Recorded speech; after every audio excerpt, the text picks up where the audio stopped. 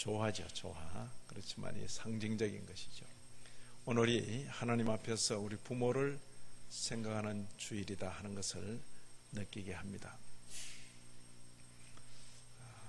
이런 날은 또 앞자리에 계셨던 우리 여러 권사님들 또 얼굴들이 생각나기도 하고 그렇습니다.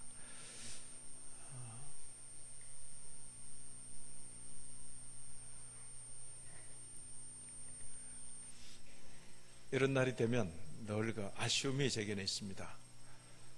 저는 여러 남매의 장남으로 그렇게 있었지만 저희 부모님께서는 일찍 소천하셨습니다. 제가 유학을 하는 중에 두 분 다 소천을 하셨기 때문에 공부한다고 공부 마치고 돌아와서 부모님께 그동안 하지 못했던 효도를 드리리라 한 것은 더할 수 없는 그런 일이 되어버리고 말았습니다. 장남인 제가 또 그런 아쉬움이 있다면 저희 막내하고 저는 18살 차이니까 우리 막내는 아마 그 아쉬움이 아마 훨씬 더할 것입니다.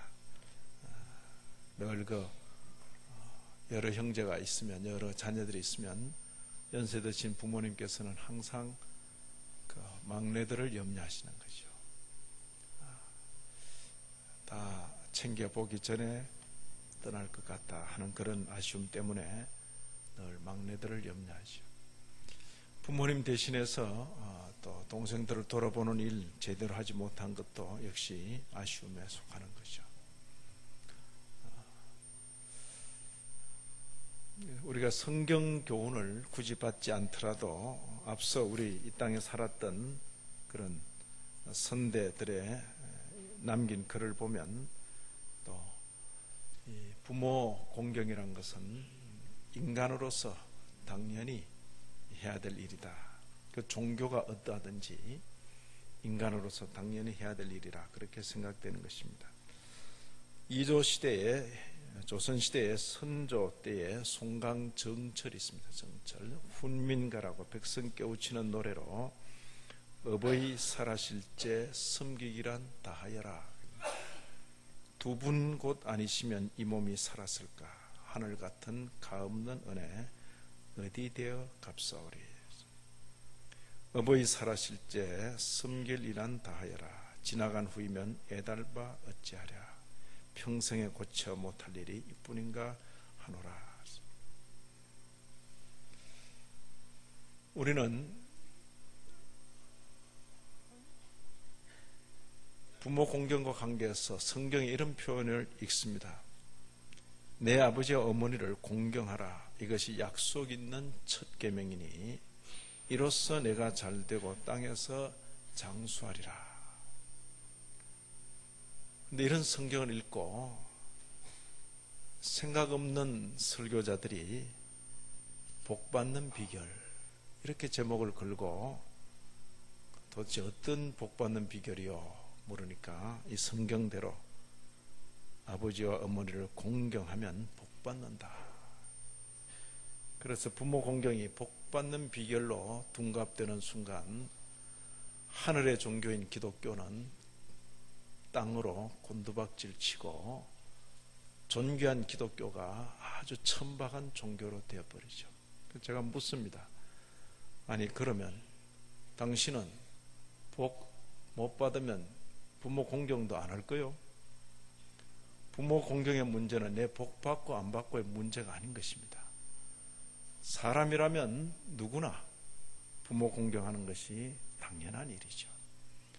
그 당연한 일을 하도록 하나님께서 하기 위해서 그 당연한 일을 할 수 있도록 부모 공경 잘하는 사람에게 이 기회를 더 주시겠다고 하는 것이고, 그럼 부모 공경 안 하면 나 그 복 상관없다. 나는 부모 공경 안 하련다.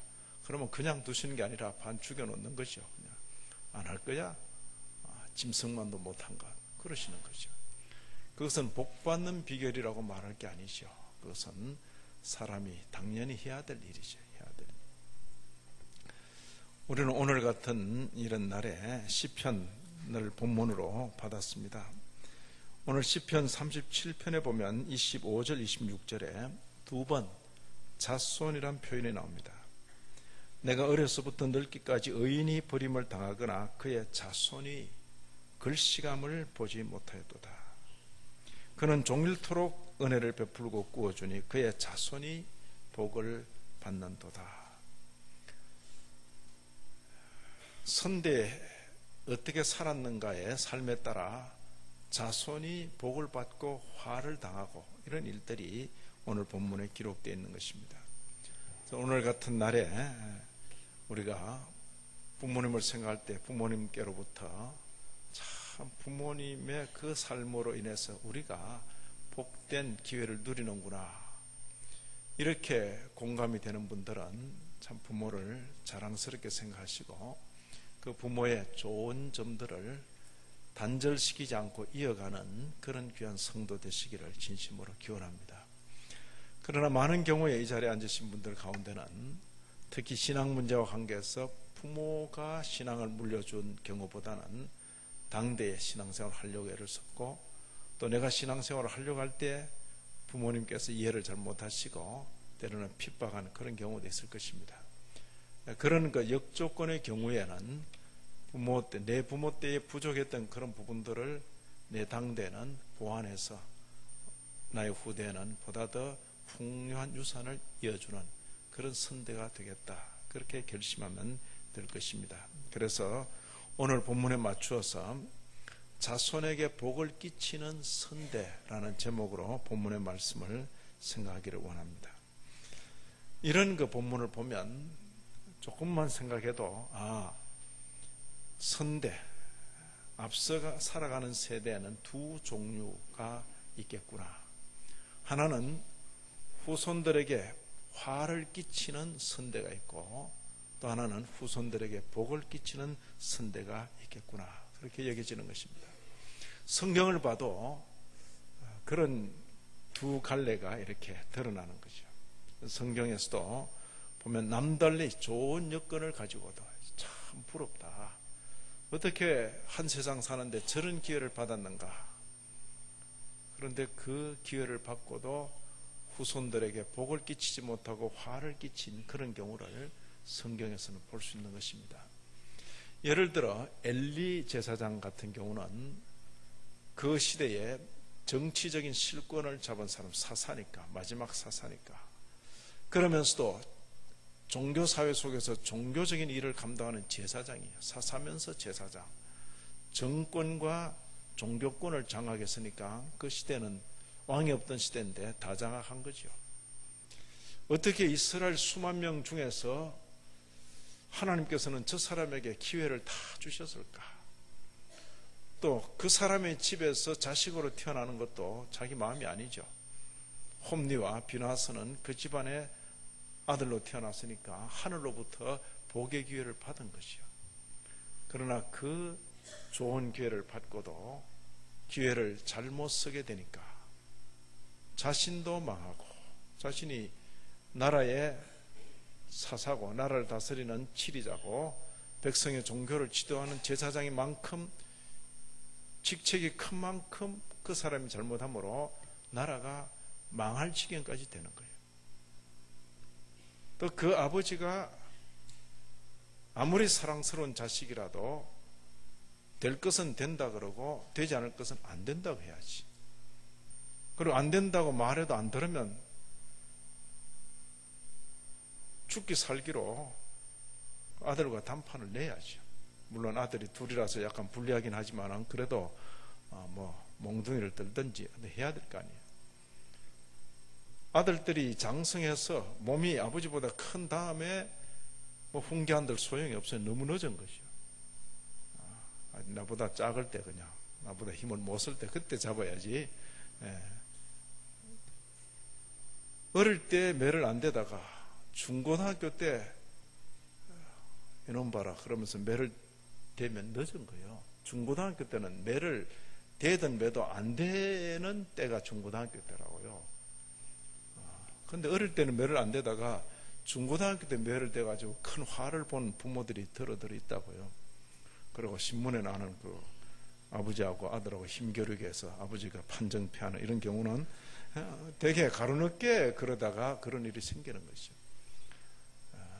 자식을 가르치는 매는 유치원 때부터, 유치원 전부터 해서 초등학교 때는 되게 끝을 내야 돼요. 초등학교, 그것도 하급 생일 때 끝을 내야지. 6학년까지 가는 것도 너무 늦은 것이라고.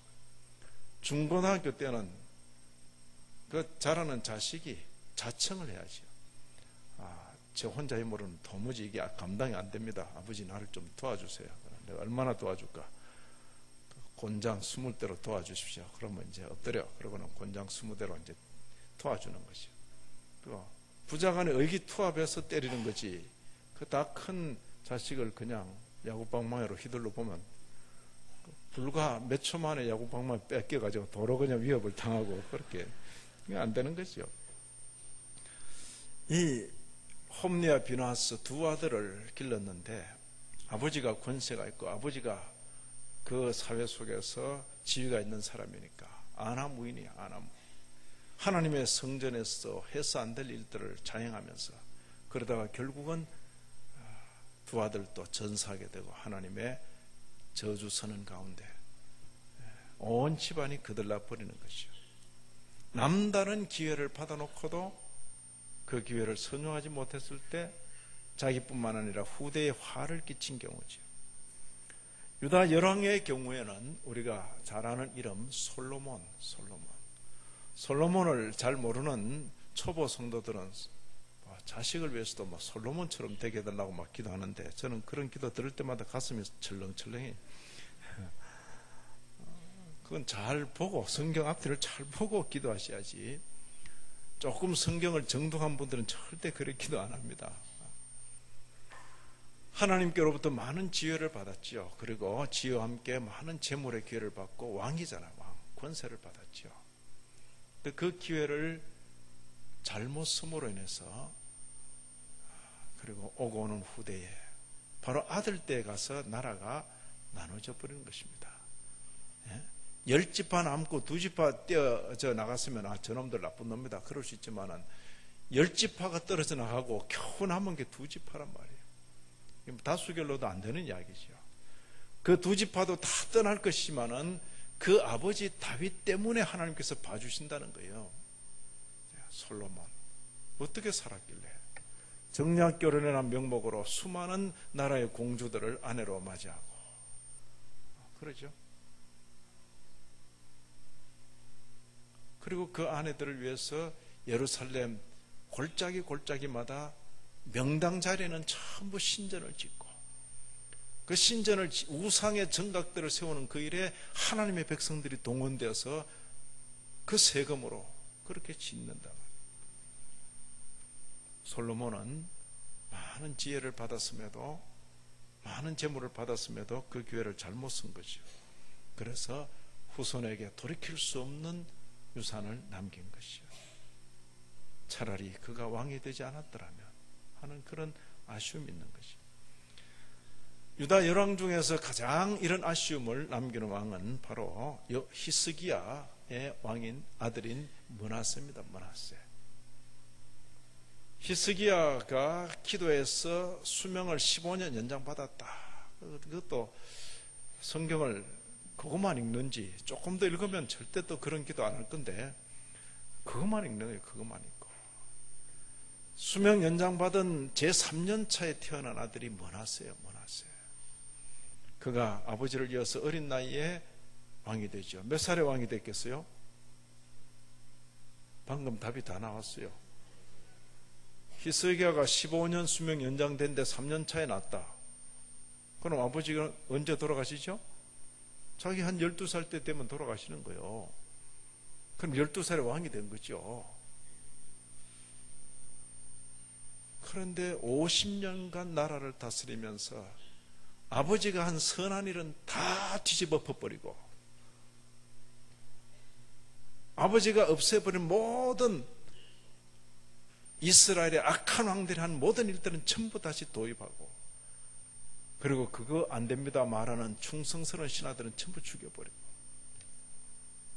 아버지 때에 아버지를 도와서 충성스럽게 하나님 섬기도록 했던 이사야도 결국 그 므낫세가 죽이지 않았을까, 그렇게 역사가들은 짐작하고 있는 거죠.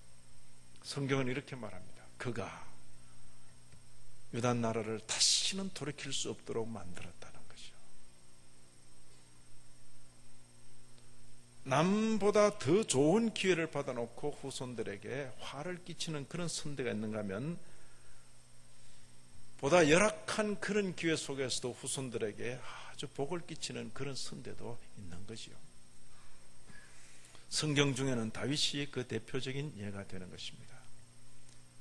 다윗의 앞에는 좋은 모범을 보인 왕이라고는 없죠. 왜냐하면 왕조가 이제 사울 때 시작됐기 때문에. 사울을 통해서 다윗은 뼈저리게 느낀 것이, 국가 권력이, 왕권이 백성을 괴롭히면 정말 괴롭구나. 나는 왕으로서 결코 백성을 괴롭히는 일을 하지 않으리라. 아마 그런 결심을 한 것 같아요. 다윗은 왕의 기회에 최선을 다해서 백성 섬기는 그런 일을 했죠. 오고 오는 후대 역사 속에서 모든 옳은 일에, 선한 일에 모범은 바로 다윗으로 그렇게 여겨지고 있는 것입니다. 그리고 모르드게 같은 이가 또 대표적인 인물이죠. 나라 망하여서 고국 떠나서 이역만리 페르시아 땅에서 포로민의 후예로 살면서도 그 열악한 여건 속에서 부모 없는 자기 조카뻘이 되는, 질려뻘이 되는 에스더를 믿음으로 잘 길러내시오. 그래서 페르시아의 황제의 왕후가 되어도 부족함이 없도록 그런 인물로 길러낸 것, 그것은 신앙적으로 길러낸 그 결과지요. 결과. 오늘날 신앙인들조차도 세속적인 가치관을 따라서 그 세속적인 가치관에 맞춰서 자녀를 기르는 것은 참으로 어리석기 짝이 없는 것일 수 있는 것입니다.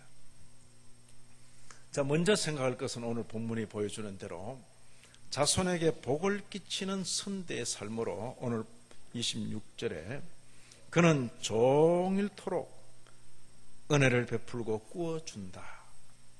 그러하니 그의 자손이 복을 받는도다. 종일토록 은혜를 베풀고 꾸어준다. 자, 이게 쉬운 일입니까? 어려운 일입니까?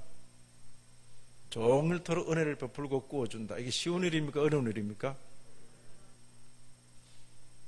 이게 어렵다. 그러면 쉬운 일은 제가 여러분에게 제시해 드릴게요. 그 쉬운 일 하시기 바랍니다. 종일토록 은혜를 구걸하고 꿇어다닌다.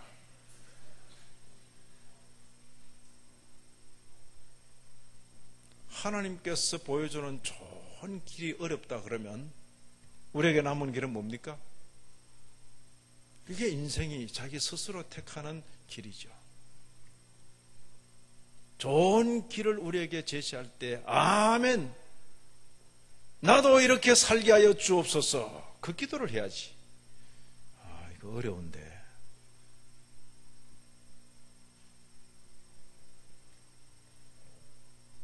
종일토록 베풀고 꾸어준다. 선대가 그렇게 살 때 후대가 복되다는 거죠. 복되다는 거죠. 이 말씀과 관계해서 성경에 다양한 곳에 있는 말씀들을 모아본 것입니다. 시편 112편 5절 9절 보시면 은혜를 베풀며 꾸어주는 자는 잘 되나니 그 일을 정의로 행하리로다. 그가 재물을 자기가 땀 흘려 번 재물을 마치 낭비하듯이 흩어서 빈궁한 자들에게 주었으니 그의 의가 영구히 있고 그의 뿔이, 이 뿔이란 말은 그의 영광이 영광 중에 들리리로다. 이 은혜가 있기를 바랍니다. 이 은혜가. 그 다음 이런 말씀, 시편의 이런 말씀은 그냥 머리 좋은 사람이 생각해낸 게 아니에요. 하나님께서 그 훨씬 이전에 모세를 통해서 주신 그 말씀에 근거해서 옛 성도들은 이렇게 노래한 것이죠. 신명기 15장 7절, 8절, 10절을 보시면 내 하나님 여호와께서 내게 주신 땅 어느 성읍에서든지 가난한 형제가 너와 함께 거주하거든 그 가난한 형제에게 내 마음을 완악하게 하지 말며 내 손을 움켜쥐지 말고 반드시 내 손을 그에게 펴서 반드시 그랬어요. 선택사항 아닙니다. 반드시 내 손을 그에게 펴서 그에게 필요한 대로 쓸 것을 그 다음 뭐랬습니까? 넉넉히 구워주라. 넉넉히 구워주라. 반드시 너는 반드시 그에게 줄 것이요 줄 때는 아끼는 마음을 품지 말 것이니라. 자, 하나님께서 반드시 손을 펴서 구워주라. 구워주더라도 넉넉히 구워주라.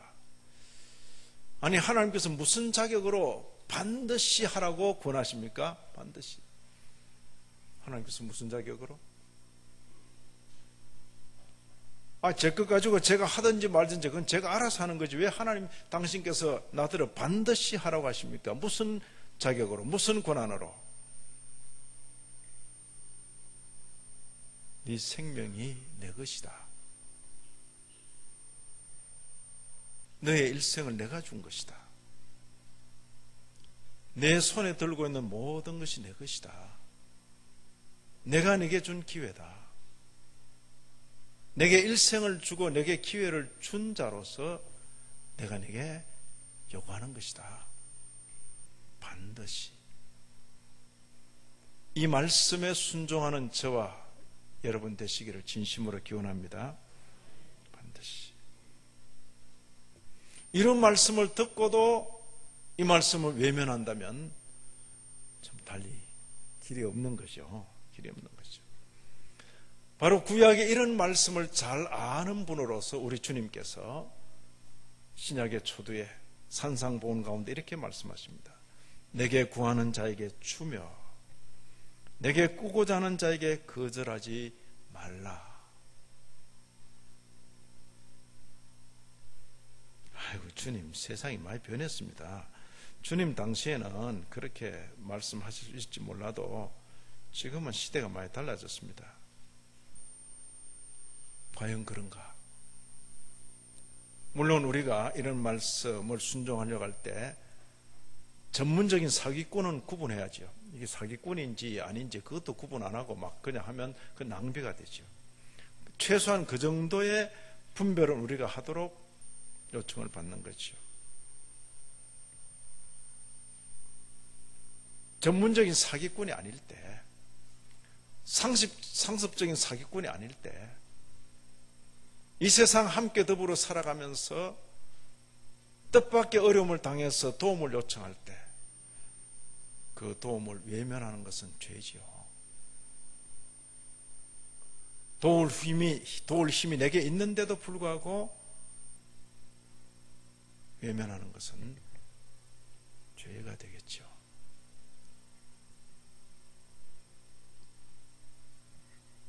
재산을 모으기 위해서 당대 자수성가한 부모의 경우 돈을 아까워서 못 쓰죠. 못 씁니다. 그리고 한이 서린 그 돈을 모으기 위해서 어금니를 크게 물고 형제의 도움 요청도 외면하죠. 일가 친척의 도움 요청도 외면하죠.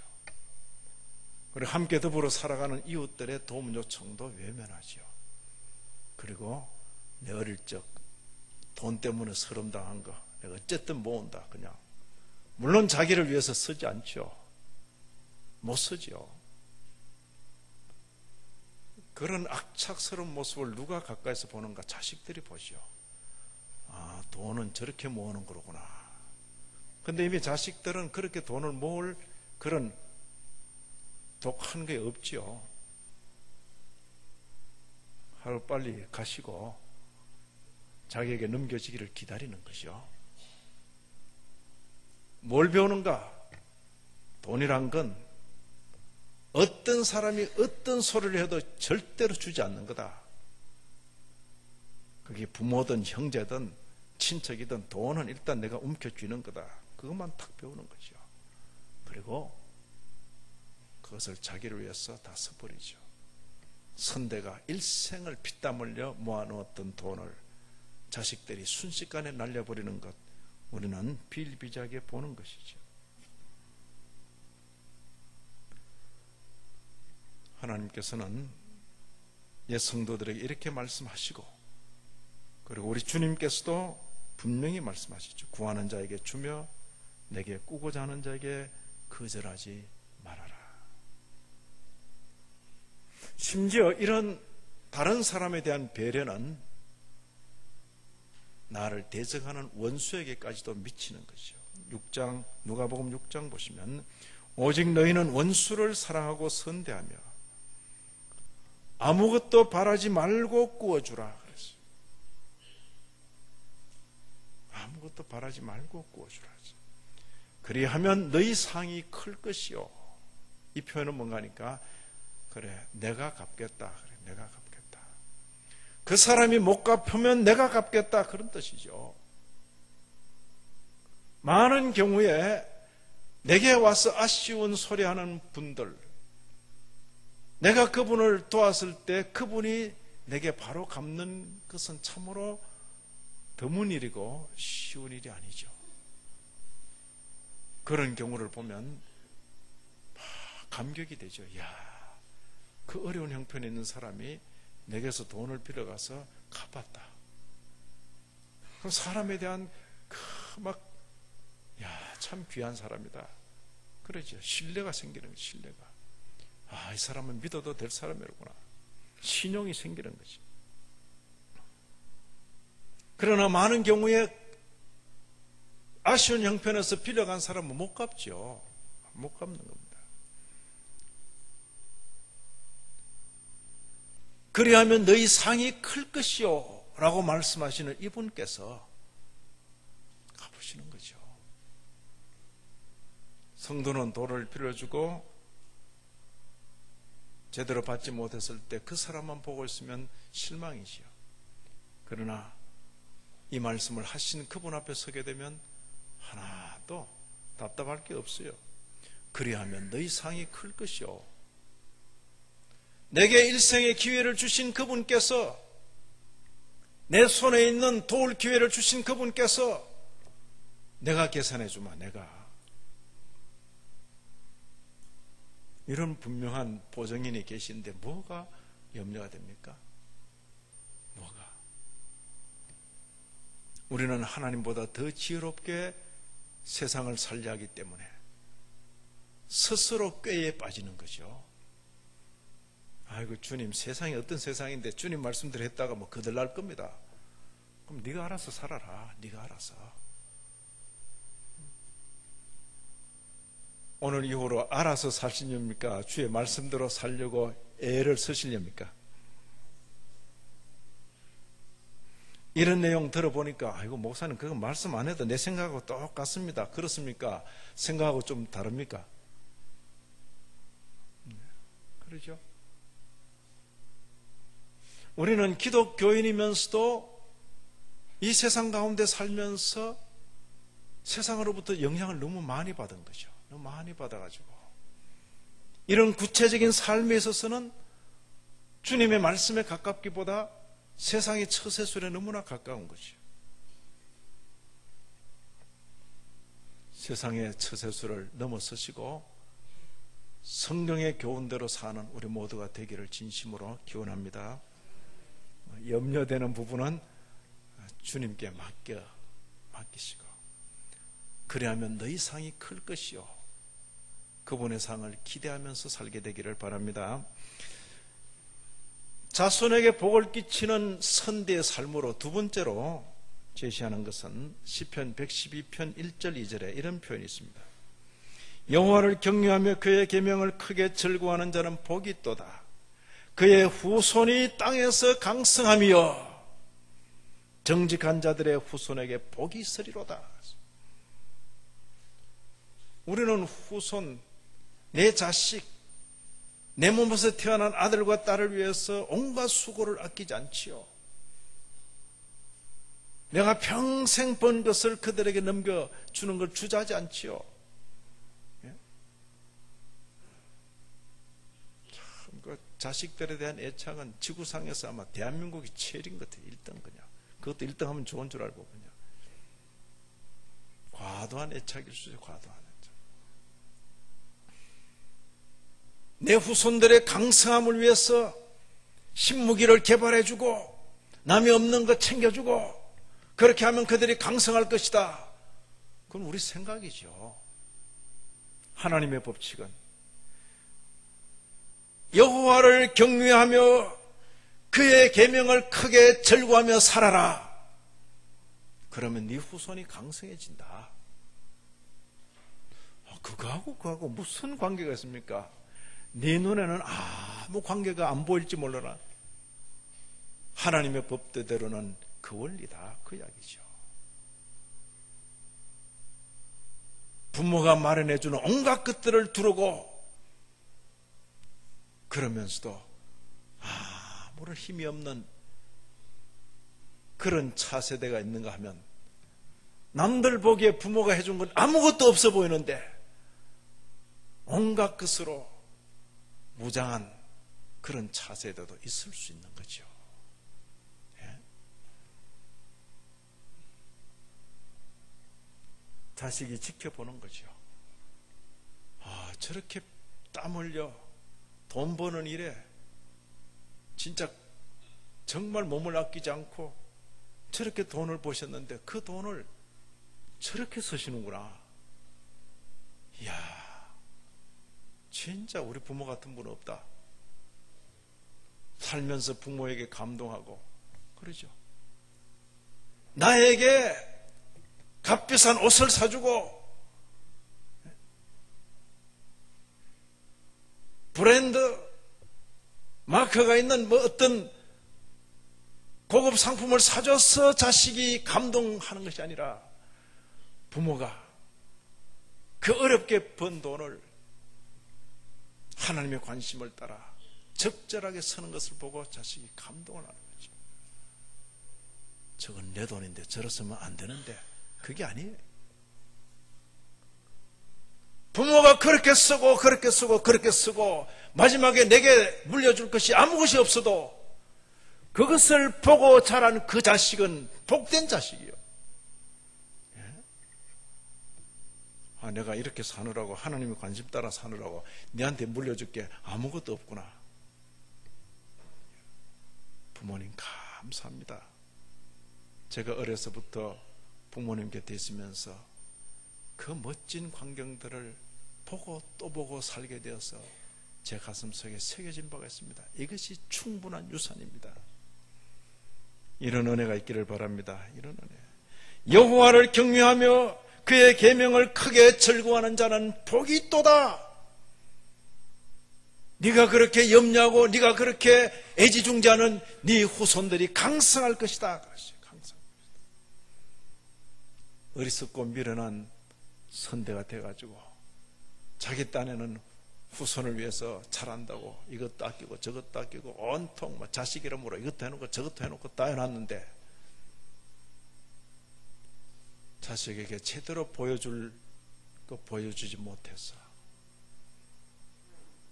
자기는 자식 복되라고 한 것이 두고 후회스러운 그런 일만 남길 수도 있는 것이죠. 오래전 이야기입니다.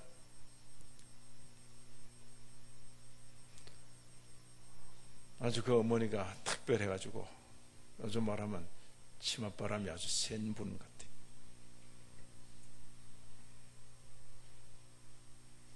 첫 딸을 대개 이제 첫아이에 대해서 관심이 과도하죠. 잘 모르니까 유치원부터 챙기기 시작하는데 초, 중, 고, 대학원까지 챙기는 대학원까지 다 자기가 다 알아가지고 결혼을 했는데 어머니의 지식 없어는 아무것도 할 수 없어. 어머니 지식 없어. 남편이 얼마나 답답하겠어요. 그의 사회생활에 있어서 너무 과도한 과잉보호 때문에 사회생활에 거의 독자적인 결정 능력이 없어져 버린 거예요. 저는 오래전에 그런 경우를 이렇게 보면서 참 있는 것도 탈이다. 참.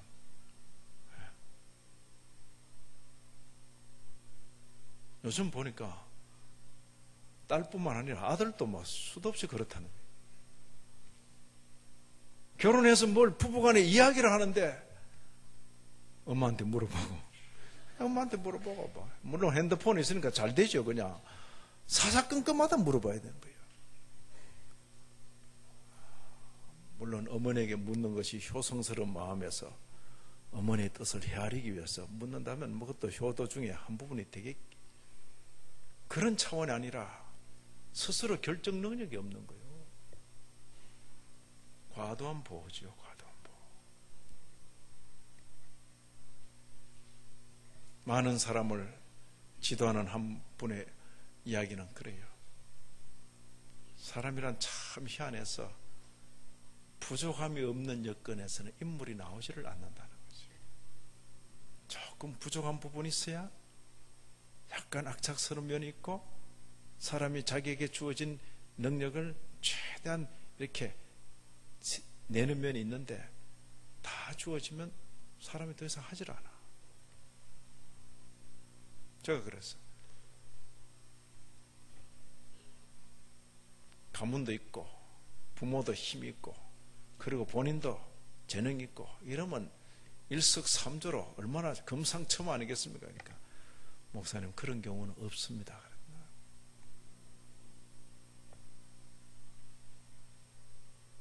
국가기관에서 수많은 소위 이 나라의 가장 탁월한 인재들을 양성하는 그 기관의 장이었던 분이 그렇게 이야기해요. 목사님 그런 경우는 없습니다. 통계적으로. 최선두 그룹은 다 가진 사람에게서 나오는 것이 아니라 그 사람은 중간으로 밀리고 좀 부족한 사람들이 최선두 그룹으로 간다는 거죠.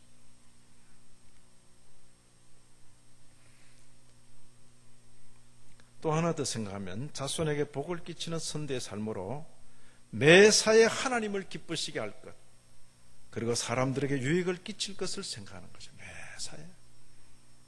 이건 목사의 설교로 젊은이들이 배울 수 있는 게 아닙니다. 목사는 이렇게 설교했고 목사의 가정도 그렇고 우리 모든 교우들의 가정에서 부모들이 그렇게 살아줘야 우리의 다음 세대들이 배울 내용들이라 그 말이에요. 매사 매 건에서 어떻게 하나님을 기쁘시게 할까? 어떻게 사람들을 유익되게 할까? 성경은 오늘 이렇게 되어 있죠. 그런데 다시 한번 뒤집어 보면 자손에게 화를 끼치는 선대의 삶이 보이는 것이죠. 예를 들어 종일토록 은혜를 베풀고 꾸어주는 대신에 종일토록 더 가질 것을 기대하고 이미 받은 것은 절대 놓지 않는 거죠.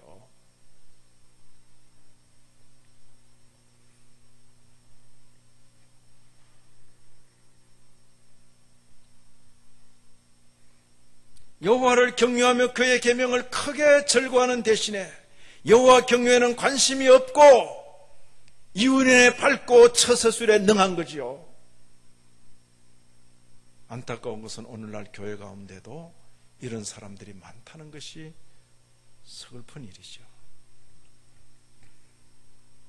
그리고 매사에 자기 이익을 추구하는 거죠. 사람 관계에 어찌됐든 돈이 내 손에 들어오면 성공했고 돈이 내 손에서 빠져나가면 그게 실패다. 이렇게만 생각하는 거죠.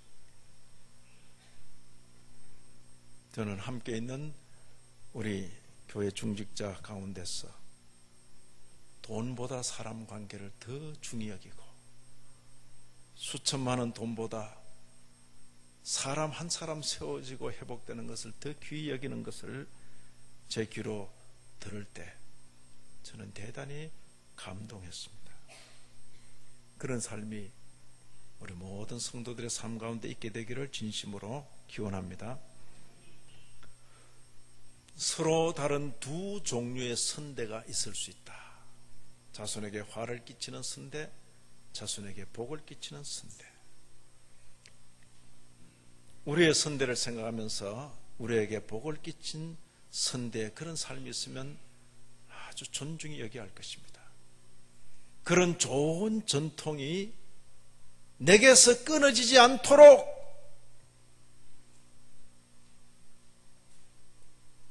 자기를 쳐서 복종시키면서 이어가야 할 것입니다. 예?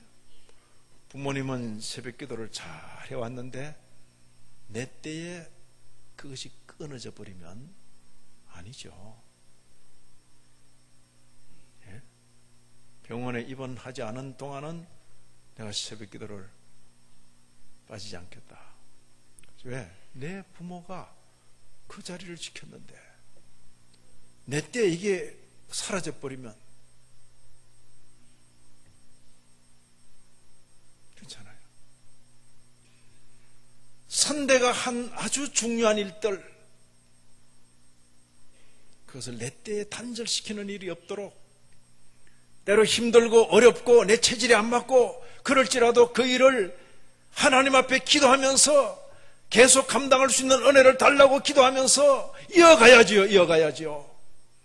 내 부모 때보다는 신앙이 더 나아져야죠. 앞서가야죠. 선대에 좋은 점이 있으면 이어갈 수 있게 되기를 바랍니다. 그러나 많은 경우에 특히 신앙 문제와 관계에서는 선대로부터 별로 물려받은 것도 없고 내 당대에 개척한 것이라면 아쉽지만은 우리의 다음 세대에는 풍성한 유산을 물려줄 수 있는 그런 선대가 되어야 할 것입니다. 후손에게 복을 끼치는 선대로 살아가십시다. 여호와를 경외하며 그의 계명을 크게 기뻐하고 종일토록 은혜를 베풀고 꾸어주며 살고 매사에 하나님을 기쁘시게 하고 사람들에게 유익을 끼칠 것을 생각하는 그런 저와 여러분 우리 모두가 되기를 진심으로 기원합니다. 하나님 아버지, 주신 말씀 인하여 감사합니다. 자랑스러운 우리에게 복을 끼친 선대에 기억하며 감사하며 살게 하시고 좋은 전통을 이어가게 하시고 우리 다음 세대에 복을 끼치는 선대로 살게 하여 주옵소서. 예수님 이름으로 기도 올리옵나이다. 아멘.